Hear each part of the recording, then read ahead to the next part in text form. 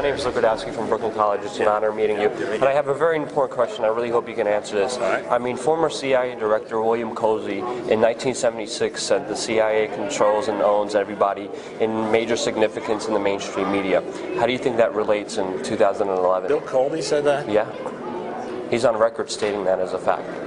Saying the Central Intelligence Agency... Since he drowned shortly after that, it's hard to talk to him about it, but of course, I had never heard that Bill said something like that. He's a very sensible guy. It's certainly not true.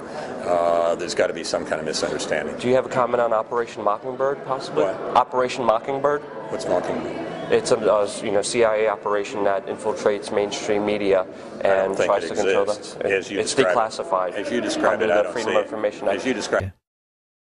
This great image problem led America's Nazis into initiating Operation Mockingbird, an ongoing policy of using the colossal wealth they were now amassing from drugs and weapons sales to buy up as many TV and film companies, newspapers, and local and national radio stations as they could lay their hands on, to the point where by the 1970s they were proudly boasting that everyone of any significance in the media is CIA.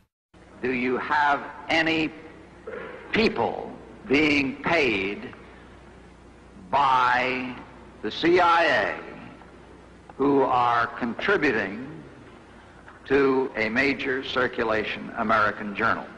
We do have people who submit pieces to American journals. Do you have any people paid by the CIA who are working for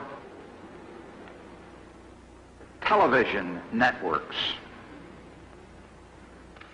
This, I think, gets into the kind of getting into the details, Mr. Chairman, that I'd like to get into in executive session. Virtually every well-known journalist, newspaper editor, and television presenter became a secret CIA agent, as did many entertainers and film stars. The question now was how best to use trusted public figures like Walter Cronkite. And this was how the first investigative documentaries about the Kennedy assassination came to be made.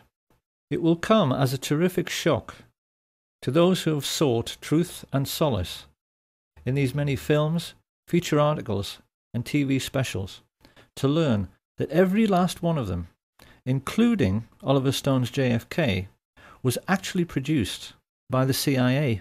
It's a truth you'll never hear on NBC or BBC. At CBS, we had been contacted by the CIA. As a matter of fact, by the time I became the head of the whole news and public affairs operation in 1954, ships had been established, and I think it was entirely in order for our correspondents at that time to make use of CIA agent chiefs of station and other members of the executive staff of CIA as sources of information which were useful in their assessments of world conditions. Would you say that continues today? Well, yeah, I would think probably for a reporter it would continue today, but because of all of the revelations of the period of the 1970s, it seems to me that a reporter's got to be much more circumspect in doing it now, or he runs the risk of at least being looked at with considerable disfavor by the public. I think you've got to be much more careful about it.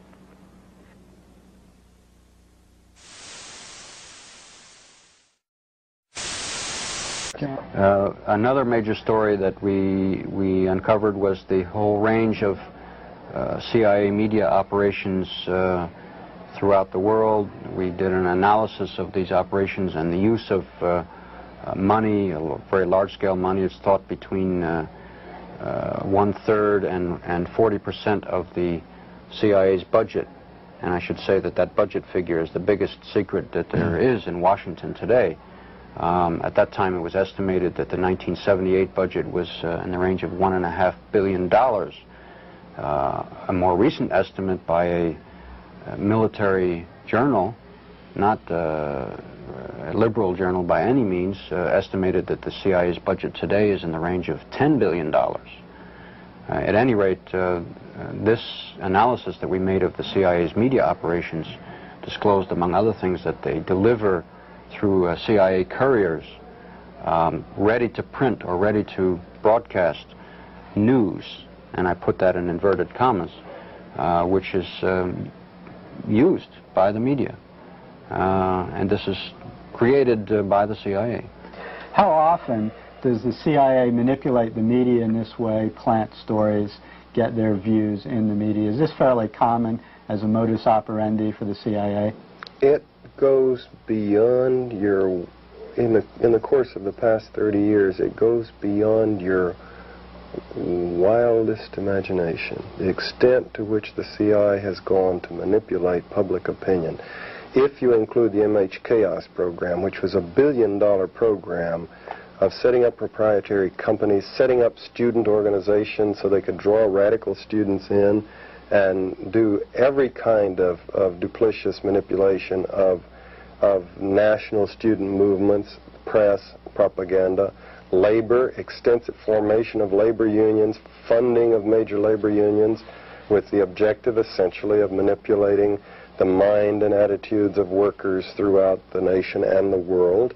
This was the essential tool that they used to destabilize Chile and overthrow Allende, was of course making the economy scream, getting to the military officers, but it was essentially the truckers' union that finally brought the country down and justified, quote, justified Pinochet's takeover of power.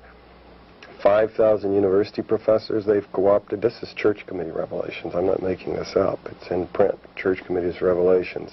5,000 university professors co-opted to help the CIA manipulate people's minds. 400 journalists in the U.S., including big-name journalists. Now, that's a big chunk of the prominent journalists co-opted to function routinely to help the CIA put out its stories and biases to the world. It's a truth you'll never hear on NBC or BBC.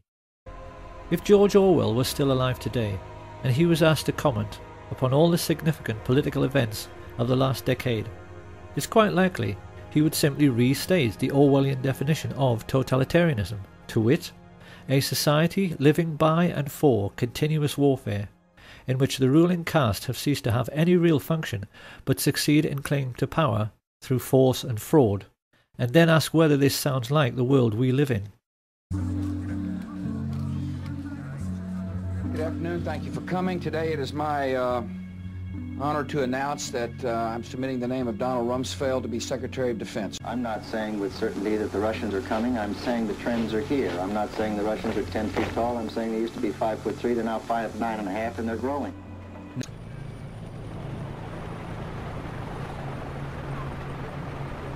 How was he as president? Kind of goofy. Really, he waved at Stevie Wonder. What the fuck? Like, wow. The rich would much rather we didn't think at all.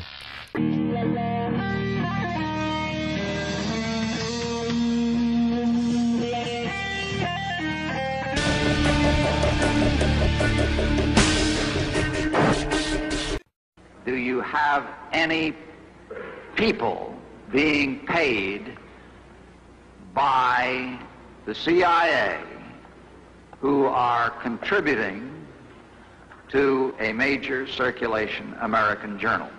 We do have people who submit pieces to American journals. Do you have any people paid by the CIA who are working for television networks? This, I think, gets into the kind of getting into the details, Mr. Chairman, that I'd like to get into in executive session.